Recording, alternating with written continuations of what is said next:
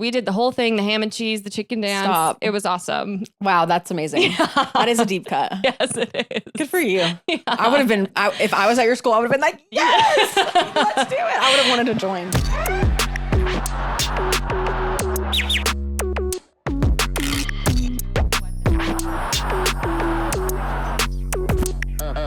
What is up, everybody? It's Sam, and we are back with another episode of Pessimistic at Best, the podcast. And I have Caroline on the pod. Hello. I'm excited to chat with you because, well, I feel like we're like internet friends, so it's been so fun to officially meet you IRL.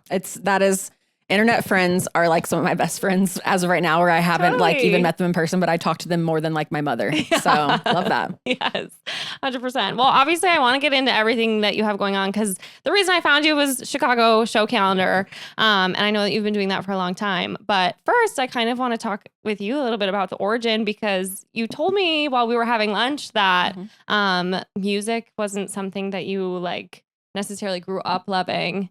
How did you get into music, and like what inspired that? What was like the artist that brought you into the realm? Gosh. Okay. So my origin story of music, I didn't grow up, like, it's not that I didn't grow up with music, because I grew up like kind of in the church a little bit. I'm not religious too much now, but I had that influence on me. And then my parents would like listen to the radio, but I didn't like grow up playing an instrument. My parents didn't do that. Like, I just didn't really have that a lot in the household comparatively to some music people that I know that were like Nepo babies of music, basically. For sure. But my experience in music started with Miley Cyrus and the Jonas Brothers. Oh my God. Specifically the Jonas Brothers. I actually don't know how I found out about them or started liking them, but once I did, I was like boots on the ground journalism for the Jonas Brothers. Like, I loved them. Wait, that's awesome. Yeah. I actually literally posted on my Instagram stories, on my personal Instagram yesterday, that I just kind of discovered Joe Jonas's 2025 album.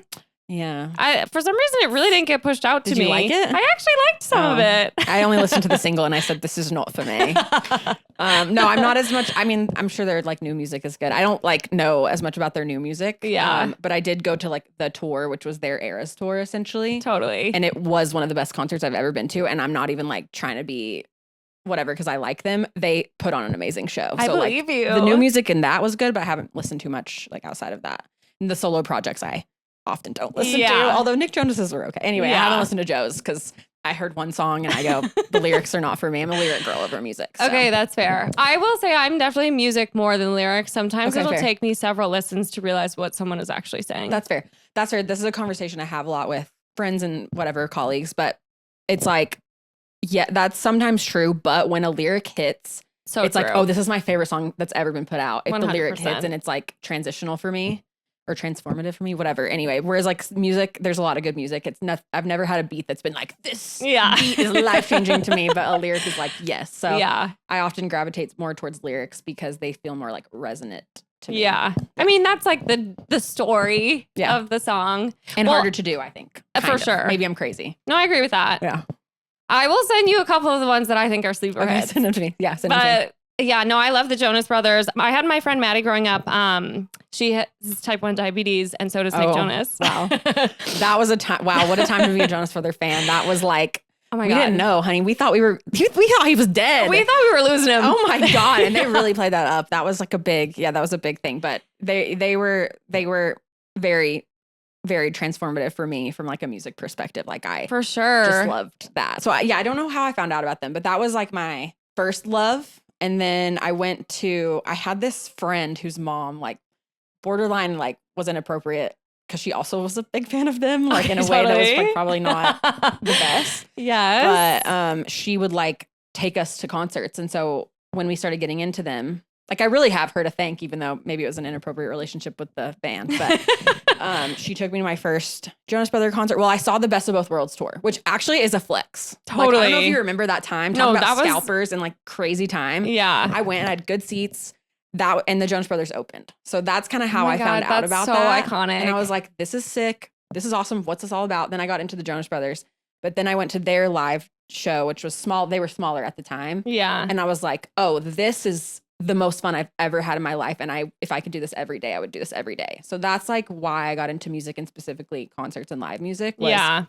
that experience, shout out to the Louisville Palace Theater in Louisville, Kentucky. It was such a good experience. And yeah, it like truly, like I can look back to that day and say that was a day that changed my life. Was that one of your first concerts? Definitely one of my first. I went to some before, but I don't like really remember them. I had like a Kelly Clarkson phase.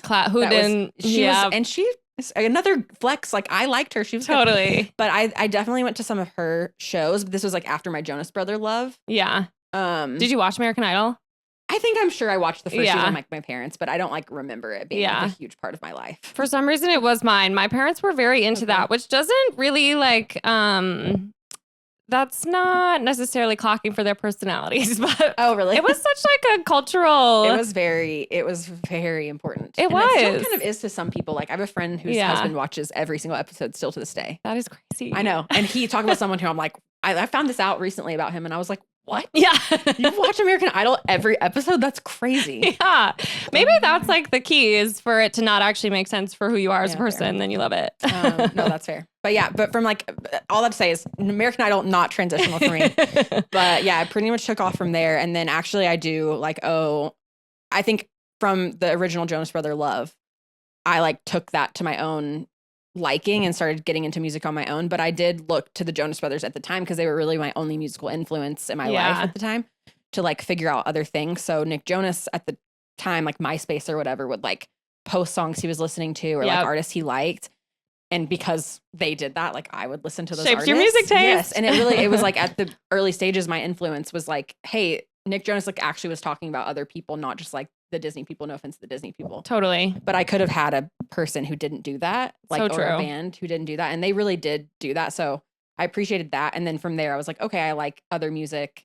Now I'm going to explore. And then I think I maybe was the first ever Spotify user, which obviously Spotify is what it is now. But Spotify was a huge like exposure method for me to find new music at the time.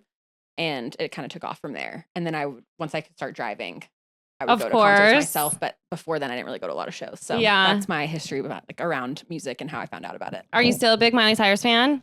Oh my God, yes. Yeah. I actually just did an interview the other day and it was asking me about like my favorite set of live music I've ever seen, and it's her at Lollapalooza. It was amazing. Her voice is like it's generational. It's the best. She like I used to listen. Have you ever seen her I think they're called the Backyard Sessions on YouTube. Oh yeah. Oh my God. Yeah. I get to Don't listen Dream to It's her. Over. Yes. Like that was her doing Jolene. Mm-hmm. Oh my God. Yeah, no, her voice is I've like if anybody asks me, I think her voice is the best like musical vocal voice of our generation. I know agree. that's a hot take, but it's like nobody can do what she can do. No, she's so talented. And I think her trajectory too from like Disney to, I mean, obviously she had her like crazy Wrecking Ball phase. Mm-hmm. I just think like it's been so cool to watch her do her thing. Mm-hmm. And like she's just she's very honest about who she is. Yeah. I respect it. I haven't watched the Hannah Montana I haven't either. reunion thing. I really want to, reviews. But I know. I want to, but I've heard it's like mid. Well, I feel like it felt a little just kind of like a money grab or something. Yeah, I mean, definitely. But there's like, I know I'll have fun with the nostalgia of it all. So from what I've seen, I feel like they could have done more. I think so too. Like, and I want to know the tea. Why was Emily Osment and Mitchell Musso like they weren't there? I know. Why? Well, and like what does Alex Cooper have to do with all this? And Chappell Roan. Yeah. Why? I mean, I like totally. Whatever, they're fine, but like what? Yeah. I don't get it. Anyway, so I haven't watched it because I'm like I don't think I'm gonna like it. Yeah. So yeah. I think at some point I have to sit down and give it a watch, but yeah.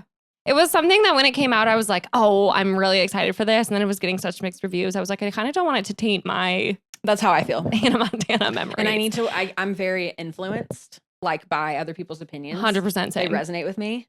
So I need to give it time to like get those out of my brain. Yes. And be able to watch it on my own. Yeah. In my own brain. Fresh space. eyes. Yes. Yeah. Exactly. And then we can stop talking about the Jonas Brothers. No, but it's okay. I like there's this podcast called Bandsplain. Yeah. Oh yeah. I love it. Yeah.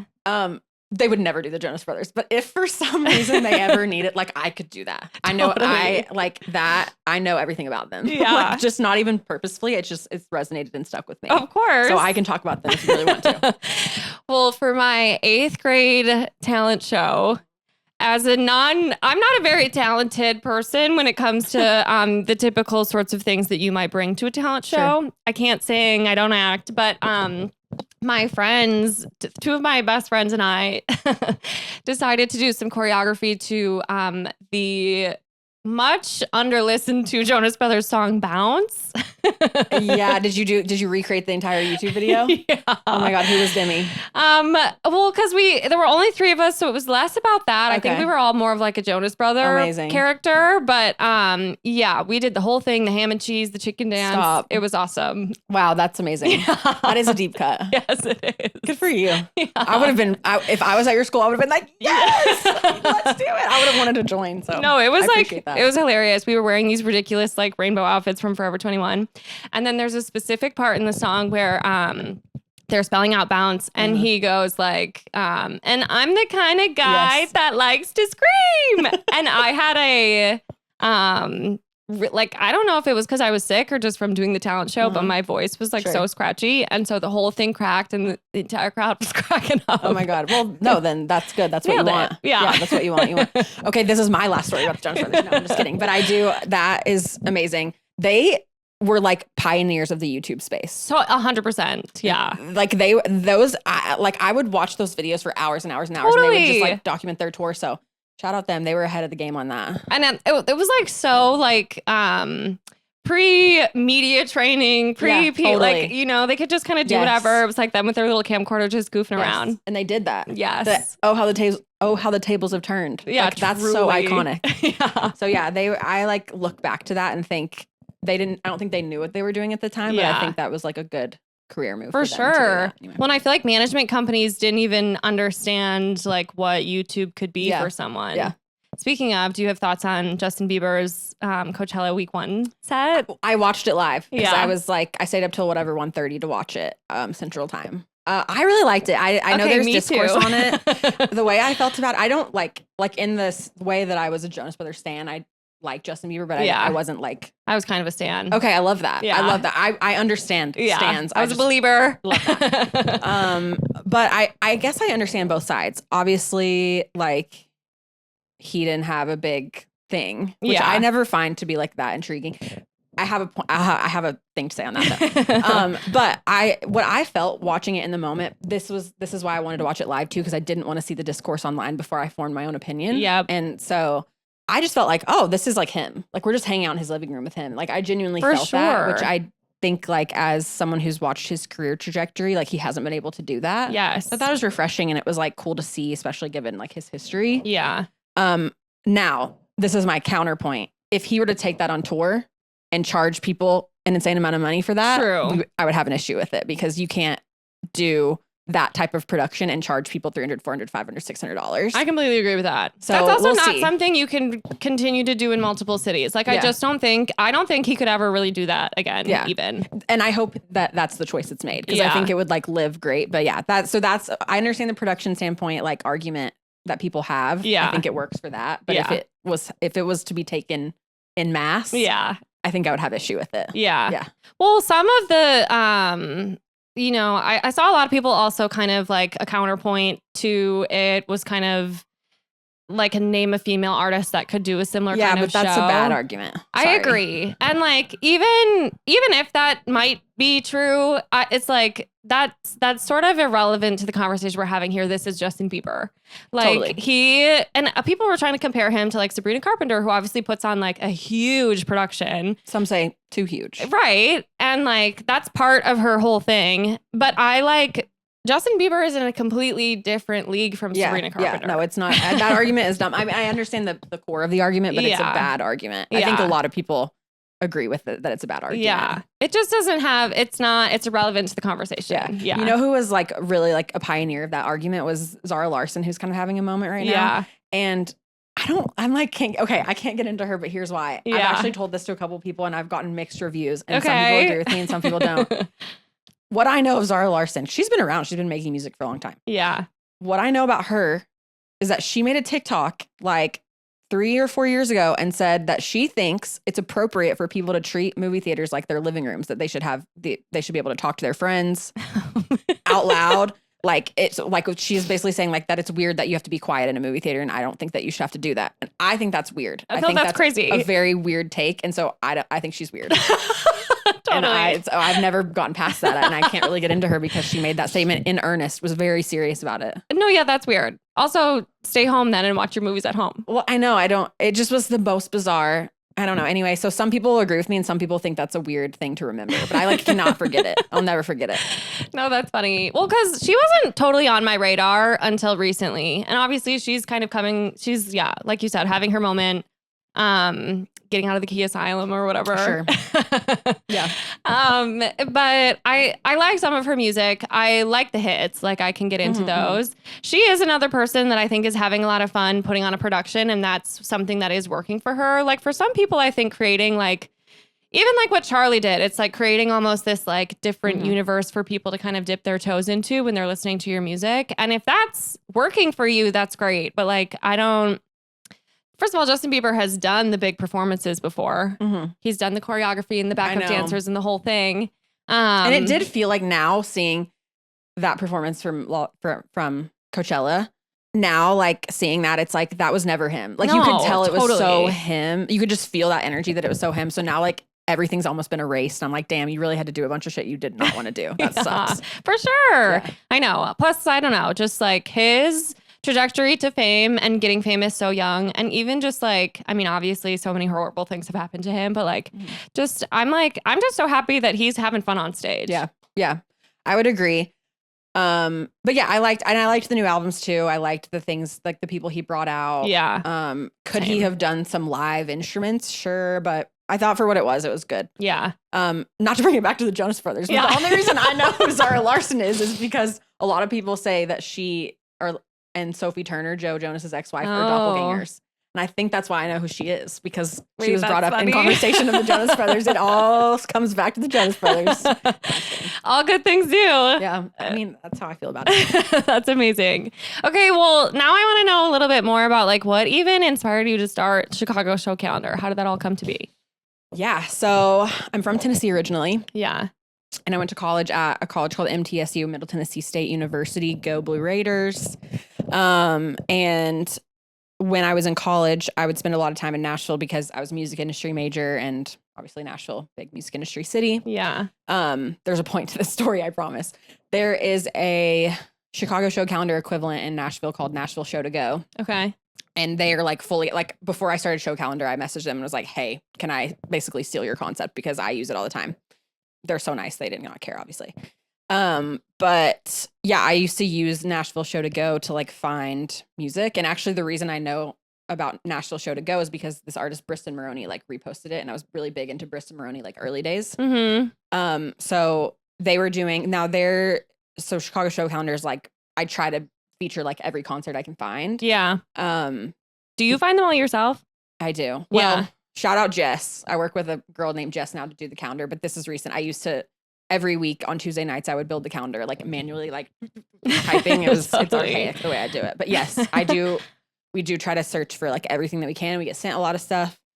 But Nashville Show to Go, they like curate a bit more. So it's not like every show. But I would definitely I would find music from them. Even if I didn't go to the show, I would find artists, which was always really nice. Yeah.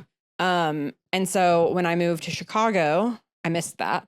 Yeah. Having that. And I believe I'm like 99% sure that the Chicago Reader at one time was doing kind of like what Chicago Show Calendar is. And then I believe like during quarantine, it kind of consolidated down and they didn't do it anymore. So there was a reason it didn't happen at Reader anymore. Sure. And there's a lot of like different calendars in Chicago that are niche to the type of music. So there's like an electronic calendar. I think there's like a DIY calendar, things like that. Yeah. But there wasn't anything comprehensive. And I just decided one day, like, I'm just going to start making this. It was actually right when things started opening back up after like hard quarantine. Yeah.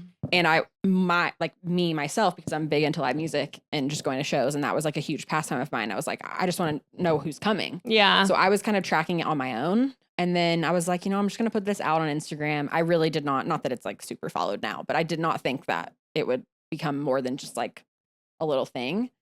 And I started posting it. And then, yeah, just like venues started to like repost it. People like followed it and were like, this is so cool. Like, whatever. And then it was a great resource. Thanks. Yeah. So yeah, it's a kind of a boring story, but basically it all resulted in this one similar calendar in Nashville doing something similar, me missing it when I moved here and me just kind of starting it on my own, and it's grown. It's almost 5 years old. That's awesome. I think it's really cool that you even asked for permission to do it. A lot of people wouldn't do that. Well, yeah, I didn't want them to be like, who's this bitch that stole? But no, it's not really like an original idea, I guess, so much. But yeah, I don't know. It's, artist communities. I don't want anyone to think that like. No, we don't want to step on any toes. Yeah. No, that's real. That's cool. I think that's awesome. And would you say, like, did you always want it to be all music?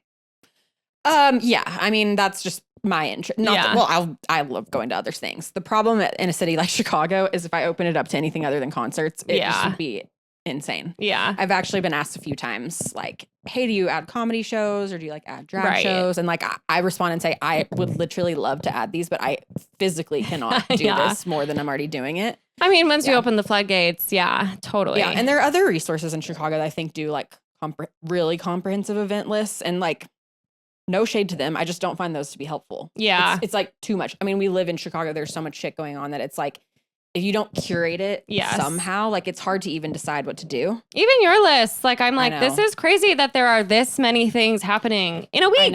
I know. It is. It's like, I actually wonder, I mean, people do, because I've like polled people a lot, but I'm like, do people even read this? Yeah. Like it's just a lot, but I think people do. Anyway, all that to say is it is music because that's what my interest is. But like, for example, I don't feature DIY shows. Yeah. And I don't do that because I don't want to be the creator that gets one shut down or something. Yeah. So like, I do have limitations on what music I do put on. Like, I don't do karaoke events. I don't do cover bands. So it's curated down to a little bit, but yeah.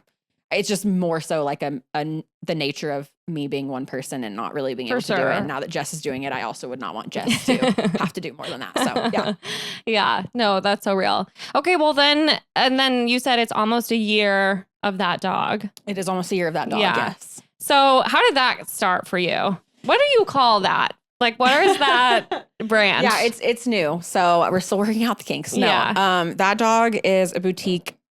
This is my spiel. Yeah. That dog is a boutique events promotion and production company at its core. Okay. And really like what it sprung from is that I've been doing show calendar for almost 5 years, and almost always if I run into somebody that like knows the brand or whatever, knows what show calendar is in some capacity, they're like, oh, are you going to do your own events? I get that question. That's like my number one question I always get.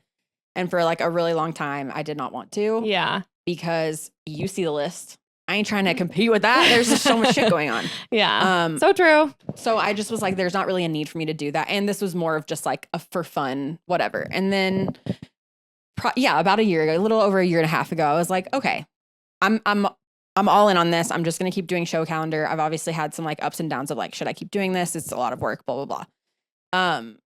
And so I was like, okay, let's see if I can make this a business. Yeah. Let's see if I can like do this for real.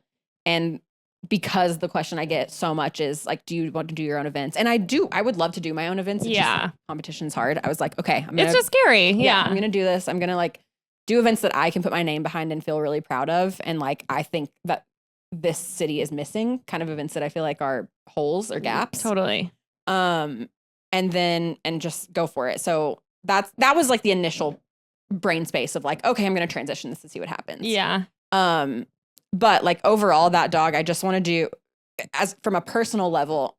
This is like a little bit of a hot take. I find going to concerts lately is a little boring, I guess, for lack of a better word. I feel like I'm paying the same amount of money, I'm paying more money for a ticket, but I'm getting the same experience and sometimes a worse experience. Yeah. I think a little bit like things are more expensive or the crowd's talking or just like, I don't know. I just feel like the concert experience overall has kind of died a little bit. Yeah. And because I'm such a live music lover and like love doing that stuff, it was kind of a letdown. So I felt that there was a gap to do events that I felt excited about from just like a consumer standpoint. Yeah. Obviously also like pairing that with this, group of almost 30,000 people that have some interest in live music events. Yeah. And having that kind of built-in audience. I feel like I'm rambling at this point, but yeah, it came from like a perfect storm of I'm ready to do this. I have ideas that I think would work really well. Yeah. I have talent that wants to work with me. I have an audience that cares about this. I have brands that like I've talked to, and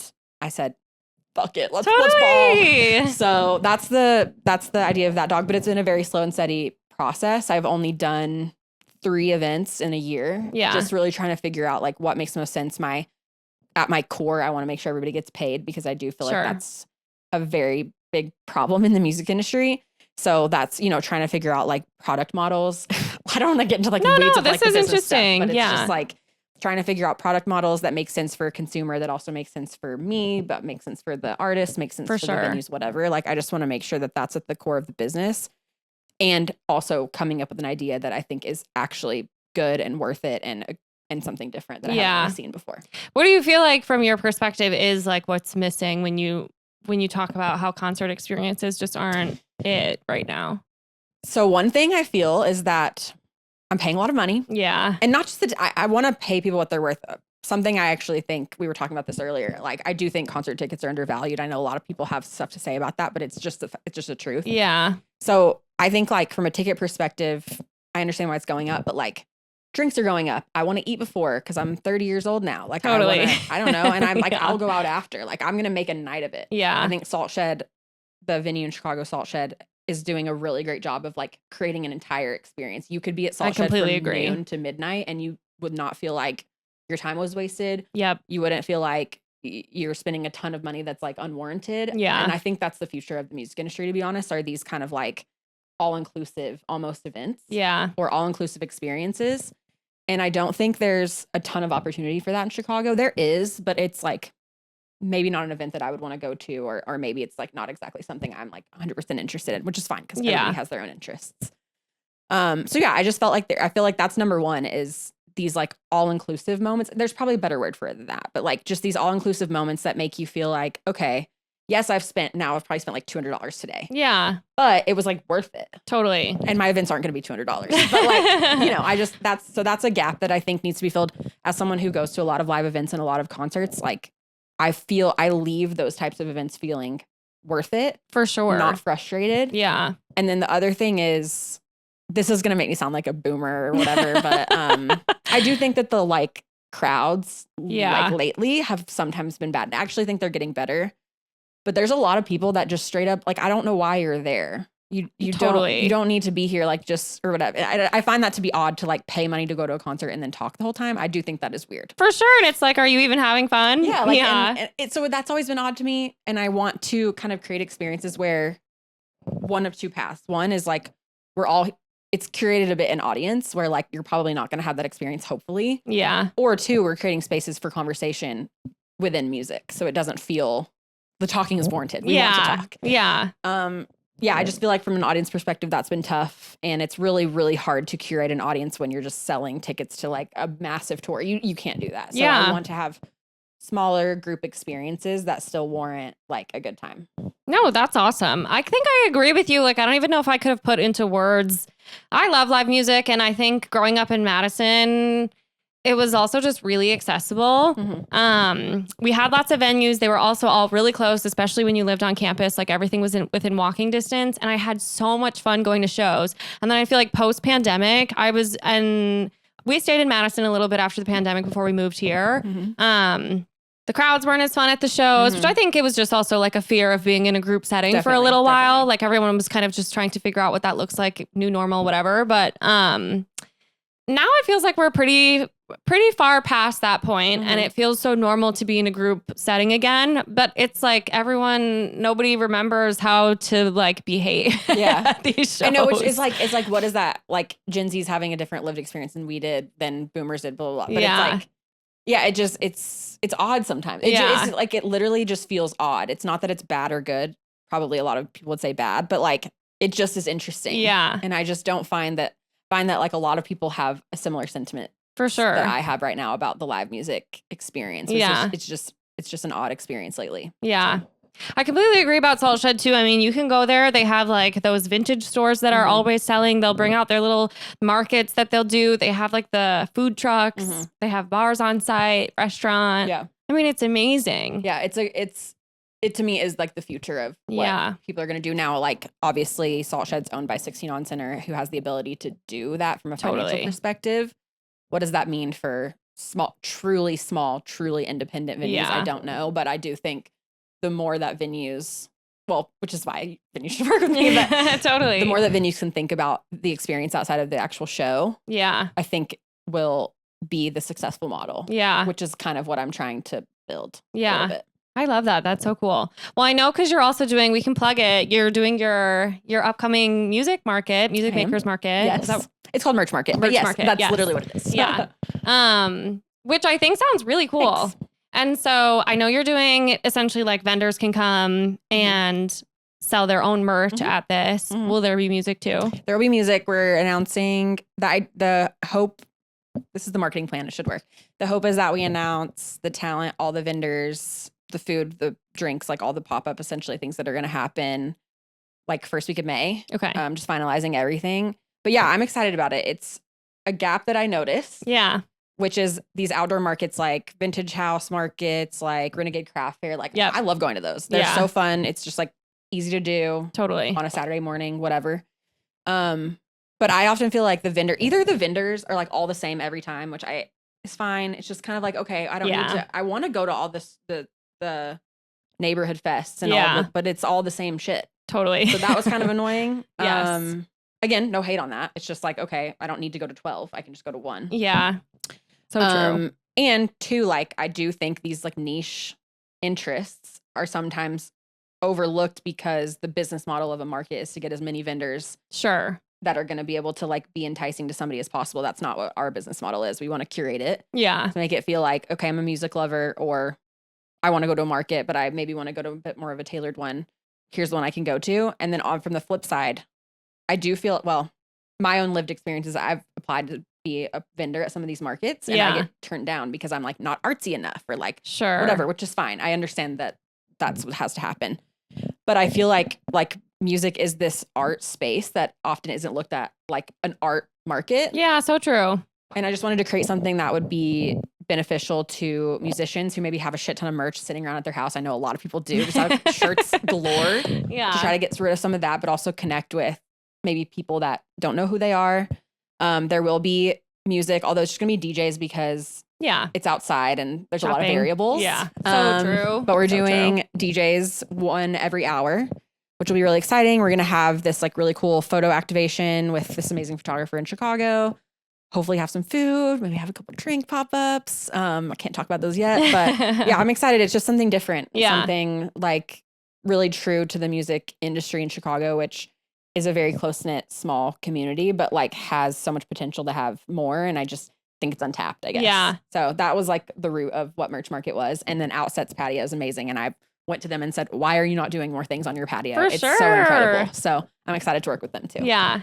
Good for you. No, I think that literally sounds so fun and just like a good way to, like you said, it's like a niche community in some respect, but like who doesn't love music? Everyone's a music lover. Definitely. Well, and it's like, I can just go because there's going to be, it's not just like everyone's selling t-shirts. Yeah. Like that was my worry about it from a curation standpoint is like everybody's just going to sell black and white t-shirts. That's not what's going to happen. It's going to be that. It's going to be actual physical media, which is really important to, really important to a lot of people, and it's definitely having its resurgence outside of vinyls. Yeah, so true. And then just other music adjacent art. So like if you're a music person, it's just a fun vibe. It's a fun hang and it's free to get into, and we're going to have music. It'll be fun. I'm excited about it. I'm just hoping the weather cooperates. I know, totally. You just never know. You never know. But we'll Especially see. In May. Well, it's in June. Oh, it's in June. It's in June, but I'm promoting it in May. Yes. But it is in June. But June 13th it can either be so hot or it can rain. Yeah. That's what I'm worried about. Yeah. We'll see. Oh, well, that'll be so fun. I'm excited for that. I want your opinion on, before we get into your good, bad, ugly, I want your opinion on like the Chicago music festival scene.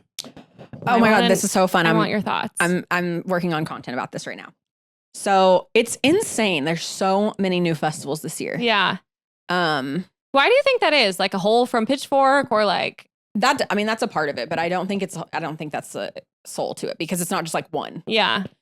I have a thought. Yeah. I don't know if I'm right about this, but it is really insane how many music festivals are popping up this year. And I have to just believe that it's the Chicago market. What I don't understand, I've 2 answers to this. What I don't understand is how this like music festival scene in Chicago can be so popular and be like such a moment right now. And yet the Chicago music industry is still relatively non-existent. Like it just seems that I'm not like pointing out one specific festival in general, but like don't come here for a weekend and then leave and not invest back into the community at all. Totally. I don't know. I'm a little perturbed by the by all these random music festivals popping up. I can't lie. Yeah.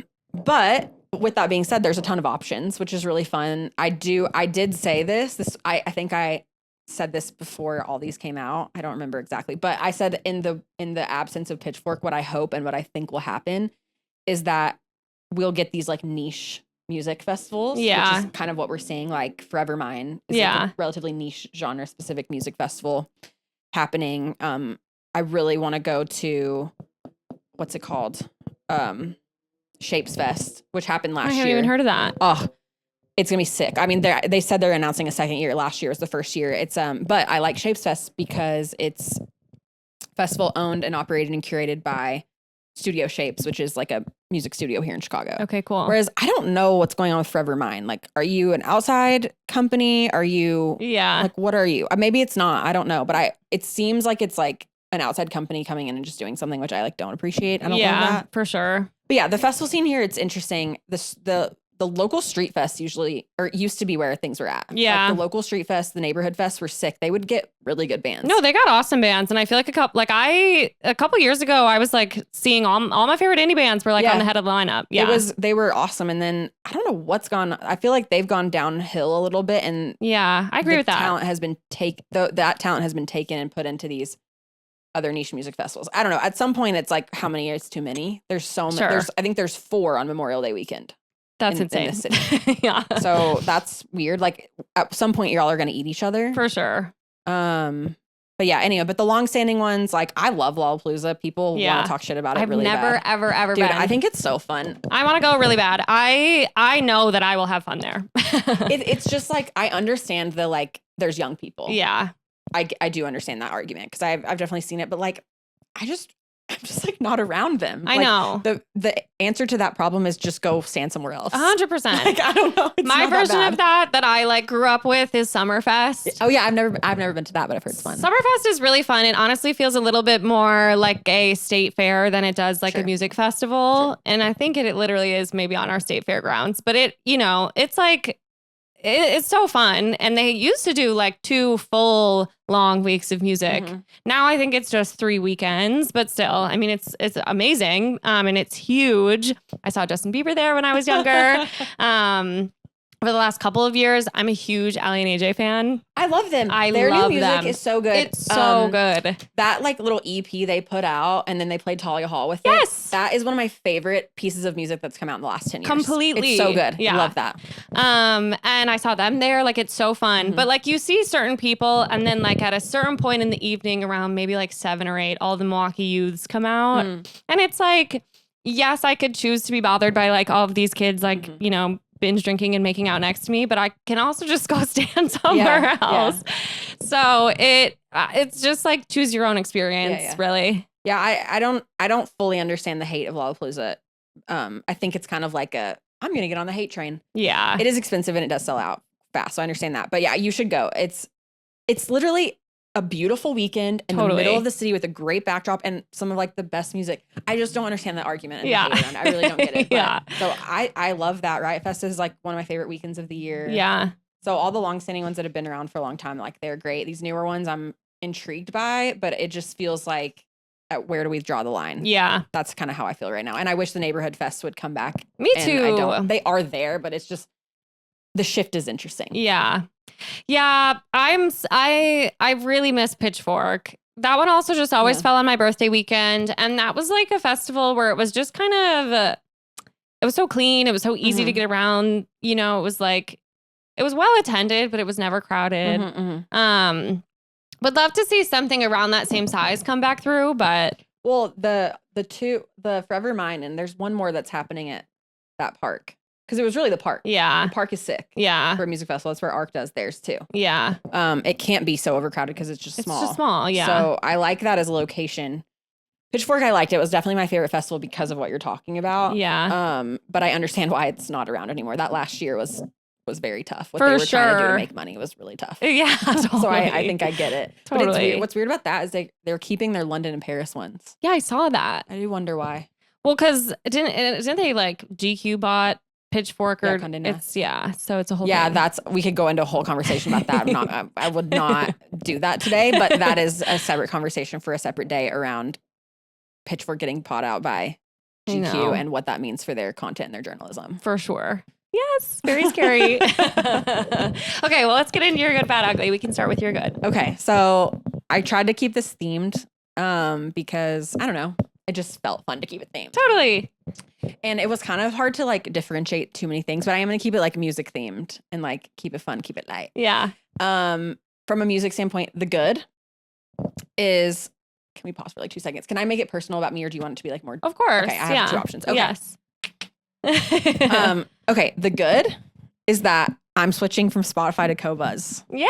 So I'm really excited about that. It's been like, so we talked about earlier how I was like the first user of Spotify ever. Obviously I wasn't, but like I have been Spotify, Boots, early adopter, House, Boots for like since its adoption, I swear. And for all intents and purposes, it is a great product. Yeah. Obviously it's not in a lot of ways. Yeah. But it's been like very, very, very difficult for me to break from Spotify because it is like a core part of me. Totally. Like it really, I felt really the is. same. Yes. Yeah. It is very difficult. But I'm excited to swap into something new. It's kind of like moving houses. Like that's how I feel. And I love to move because I find that like when you move houses, you kind of are just getting rid of some of the stuff you don't really need anymore. It's a fresh start, new energy. And I feel like a lot of people feel the same that I do about moving from Spotify or something, but I've actually been really excited about it. And I've been like thinking about how I'm going to like curate my new profile. Yeah. And do all that. So that's my good. Yeah. It's not easy. I think it scared me a lot too. And there are parts of Spotify that I do admittedly miss. Mm-hmm. But I think that, I know James feels this way about Qobuz. I switched to Tidal. I'm not 100%. Like I think I could move. Mm-hmm. Not even sure Tidal's any better. It is. It is. They pay their artists. Yeah. I think Jay-Z's like in the files or whatever, but definitely. So, choose your battles. Dude, there's some shit that came out about Jay-Z recently that I was like, what? Like, I didn't realize how much older than Beyonce he is. I think he might be like a bad person. Yeah, probably. Everybody that's that rich and like popular is in some way. But yeah, anyway. Yeah, he's like significantly older than her and kind of groomed her for sure. Yeah. No, like 100%. Yeah. I don't think I knew that. Yeah, I don't think I did either. But like we like happy for them, whatever. Totally. I just like, anyway. Yeah. It's interesting. But yeah, no, I'm excited. I'm nervous, but it's like a good excited and a good nervous. And it's something that I like have been also speaking out into like kind of fruition as like manifestation because 100%. I'm actually really excited about it, but it's like it's a nervous excitement. Yeah. Yeah. Well, it takes some work. Well, and I think the easy route, there are some tools that you can use that can transfer your whole library over if you want that. No, they are. That exists. But I've made a monthly playlist every month of music I've listened to that month for literally since 2011. Oh my God, that's amazing. I'm like, it's a lot. Totally. And I've been like going through and listening anyway. So I've been like doing my own kind of like Discogs type documentation process of the music I have, but I do want to use those tools. Yeah. Yeah. Well, because you can't lose that. No, I can't. Like, I actually don't want to. Like, there's so much music that I used to like, that if I swapped it would not transfer over, and I would probably forget about it, but I don't want that to happen. Of course. So. Yeah. Oh, that's so cool. That is such a dedicated practice. Thank you. I'm like being kind of analog about it a little bit. Like I'm being like very like thoughtful in the way that I transition. Yeah. I'm doing it. Okay. Yeah. I love that. Well, Godspeed. Thank you. Appreciate it. I'm excited. Okay. Let's do your bad. Okay. So my bad is, this is topical for me right now. Mm-hmm. My bad is a lot of people in this music industry really, really undervalue work. I'll say my work, but I know that other people have this existence. Sure. To the point where I'm getting like mad. I'm getting like kind of frustrated about it. It's not that like I'm not saying that I'm like Beyonce. Yeah. I don't think that at all. But like I've been doing doing show cal for 5 years. I've been in the music industry since, if you want to count college, I've been in the music industry since I was 18 years old. Yeah. Like I understand, to a certain point how it works, and I know where money is and I know where money isn't. And I'm really like, the bad is like, there's a lot of people that like want stuff for free that can afford to pay people. Of course. And I'm like, because I'm starting to do my own events and I'm starting to like get into that with that dog, I'm really seeing that side of it, and it's tough. And I've never empathized more with like musicians and artists than I have in this last year. Because it's fucking tough out there. 100%. So that's the bad.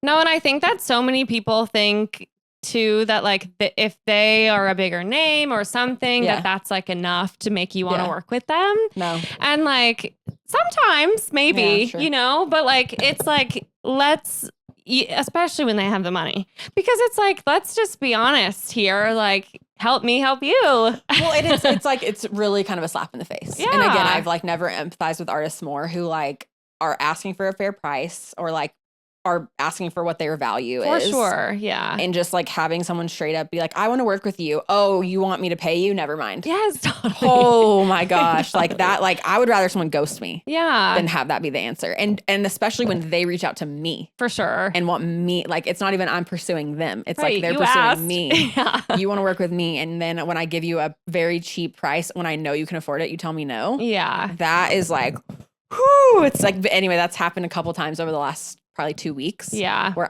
I'm like, oh, okay. Yeah. And also on the flip side of that too is like I'm not like naming names, but I've been having a conversation with a specific brand for almost a month now about doing an event with them, working with them. Granted, like, you know, there's no contract signed, it was early adoption. And then last week they announced an event with a different kind of event production promotion agency.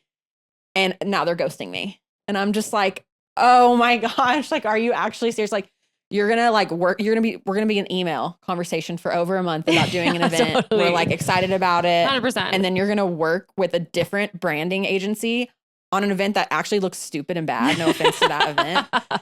I can't. Anyway, so like, that's the bad part is there's just like a lot of politics. For sure. And it's like, it's there, but I've seen it the most I've ever seen it in this last year. Well, I also think that, and this is true of any industry, but like once you're in one, like the music scene or whatever it is, like you do kind of realize how small it is. Mm-hmm. And it's like, why risk tarnishing any of those relationships by not paying somebody what they're worth? Like, what is that? Like, you guys are going to come into contact with each other again. Like, you know what I mean? Mm-hmm. Like, it's just like, what is that all about? Yeah. And there's a reason, like, it's not like you would be coming to me for, I hope this isn't coming across like I think that my shit doesn't stink, because I don't. It's just like, you're coming to me for a reason. For sure. Shit isn't selling well, or like you need help marketing the event. Like, you're not doing well. Yeah. By all intents and purposes, by coming to me and reaching out to me to help you promote an event, you're not doing well. Yes, you need the assistance. Yeah. So like, and you're coming to me because you know I can help you. Yeah. It's just crazy to me. So like, and then on the flip side with this other brand, I'm just like, I will never, like, I mean, I'm sure I actually will, but right now you're scorned. I will never work with you again. Like, if for some reason we needed to work together, I would not work with you because now you've pissed me off. Like, exactly. And it really is. And it's helped me in my business practice too. Like, I'm like really trying, like, I don't want to ghost people. I've been trying to get back to people. I'm slow to respond, but I will get back to people. Yeah.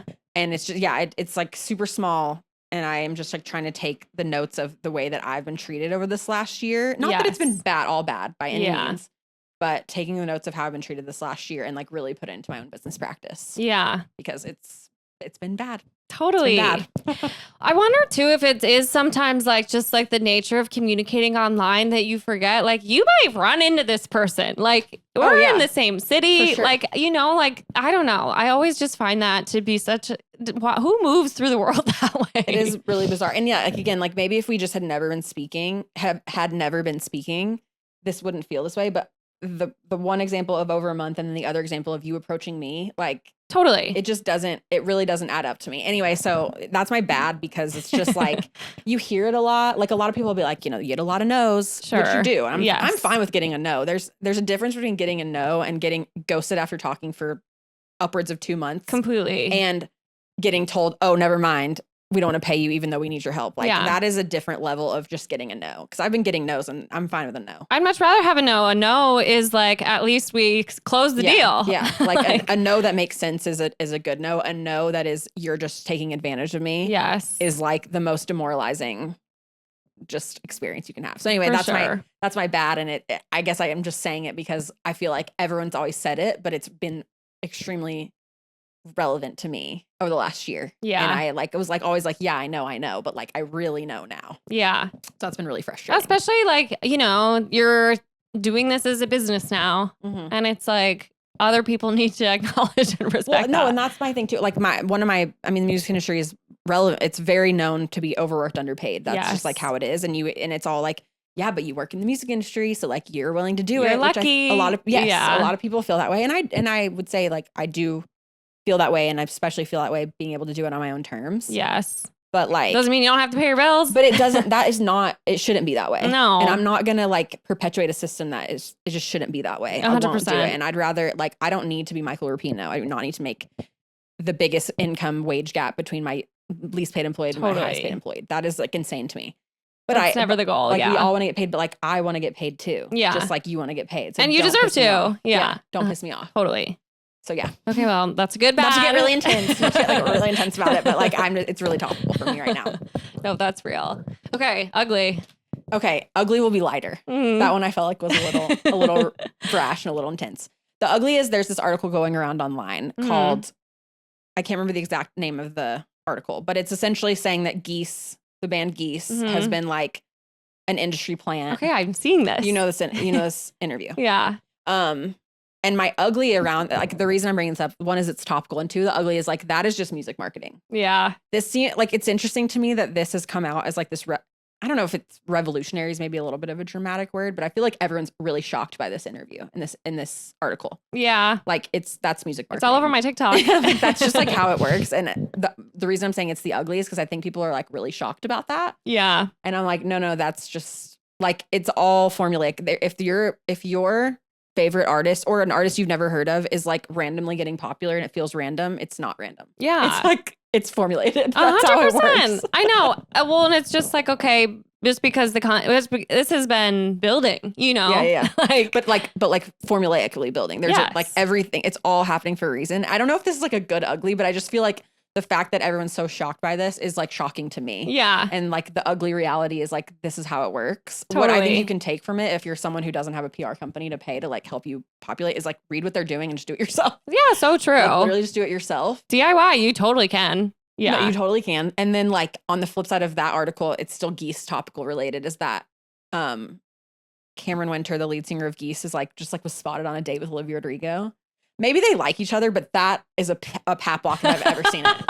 Those two people are benefiting from dating each other. Like I've never known anybody to benefit. True. And like, again, like that, it's like a lot of people are like, I didn't see that. Oh, they went on a date. Like, I don't know. Yeah. You know, they went on a pap walk, but like Cameron Winter has everything to gain from dating Olivia Rodrigo. For and sure. Olivia Rodrigo has everything to gain by dating Cameron Winter. Like those, so like that is so, and it's formulated. Again, maybe they just like each other, but they also are business people. Mutually beneficial. Know. Yes. Like they know what that is. So anyway, it's like, it's just an ugly reality to like take a look at what you're like looking at and be like, if this feels interesting, it probably is interesting. Like, yeah. There's a reason that it's happening. Well, I'm like, does nobody know what PR is? Like, hello. Yeah. It's like, yeah, that's how I feel. I'm like, it's just shocking to me that people are shocked. Like all these things that are happening, it's just shocking to me that people are shocked. And I hopefully that doesn't sound pretentious. Maybe it's just because I've worked in the music industry and specifically in marketing for a long time. So I just understand it a little bit more. Yeah. But the reality is like, that's how it's worked. And that's how it's been working for a long time, actually, at least from a social media perspective. So true. Well, so, sometimes don't be shocked. I think working in the industries, because even like working in marketing, sometimes I do forget how easy people are to market to or to advertise to. Like when I see anything on social media, TV, radio, whatever, like I'm kind of unpacking the advertisement that's being thrown at me. But I think a lot of people... It is over the head. Yeah. I really do think so. Fair. That's a good point. Yeah. I just want people to, we were kind of talking about the pitchfork at all earlier. Like I won't get into that, but it's like, just make sure that what you're looking at and like what you're reading, like if something feels a little interesting or like a little off or a little too on the nose. Right. Like there's a reason for that. So just like dig into your own brain a little bit. Right. Well, that's how we kind of break out of this cycle of like, all the same headliners are on every festival. Yes. Like we kind of break that cycle a little bit. No, it's so true. And like, you know, let's do a little digging into your sources, you know, and just, what does GQ and Condé Nast have to gain from? Let's get into this. Okay. Let's get into this. So basically okay. So this is no shade. GQ's a business. They know their audience. You're a marketer. I'm a marketer. You know your audience. You advertise to your audience and you sell products to your audience. That is like, that's business 101. And GQ, all of a sudden, the best song of the year is Geese, which is like a pretty male followed artist and band. And then Dijon, not saying that either of these two people like don't deserve their worth. Yeah. I'm just saying like, look into Dijon, heavily male audience, good style, kind of curated to that. Geese, heavily male audience, curated to that style. very on the nose for that industry. You'll never see a best pitchfork artist of the year be like a hyper feminine, girly power pop audience. That's never gonna happen again. Yeah. I'm not saying that Geese and Dijon aren't great artists, but like just like open your eyes just a little bit and realize like it's not that they're an industry plant, but there's a reason that all this is happening. Totally. Yeah, that's my ugly. No, it's just like I think people maybe need to like hear it a little bit. Well, because like, yes, I agree with you. I think that so many people are so oblivious. Yeah, right. And but they are oblivious, but they also I just don't think that they're just take the brain thought like one step beyond. No, right. Because like you're just stopping at the surface level thing. Yes. Anyway, I guess I just was shocked that so many people were shocked by all of these things. Totally. And I'm like, wait. And also, again, maybe this makes me sound pretentious, but I'm like, this is just how it works. Yeah. This is just like kind of how it is. Nope. In fact, this is all a well laid out plan. Yeah. and has been like this for years and years. Yeah. Like this isn't a new thing. So that's my ugly. It's like I was talking in my Show Pals membership for Chicago Show Pals the other day, and people would put the Olivia Rodrigo thing with Cameron Winter, and they put the like Geese psyop article in there, and then we were talking about the Pitchfork best of the year, blah blah blah, and I'm just like, why are you guys I love you guys, I love the Show Pals, but I'm like, this is not shocking to me at all. Like not in this right. Let's start connecting the dots. Yeah, that's funny. So I did a music theme, but they're all kind of different in their own little way. Oh, I love them. Yeah, and they feel personal, which I'm loving for you. Yeah. Okay, well, this was so fun. I only have one more question for you. Okay. Do you feel like a hater today? Oh, every day. I'm the biggest hater. Actually, me and my boyfriend are in love because we're the two biggest haters on the planet. Okay, true. And that's romance. I love it. I love being a hater. I'm a number one hater. But I love things too. I'm stans of things too. But I'm a hater bad. Same. Yeah. I think it's easier to know what you don't like than it is to know what you like. It's the most fun in the world to be a hater. I love it. I absolutely love being a hater. Okay, me too. This has been a really great conversation. I've had a lot of fun getting to know you. Same. Well, thanks for coming on. You're welcome back anytime. Thanks. I'm happy to come back whenever. And thank you guys for listening. We'll be back again next week. Bye.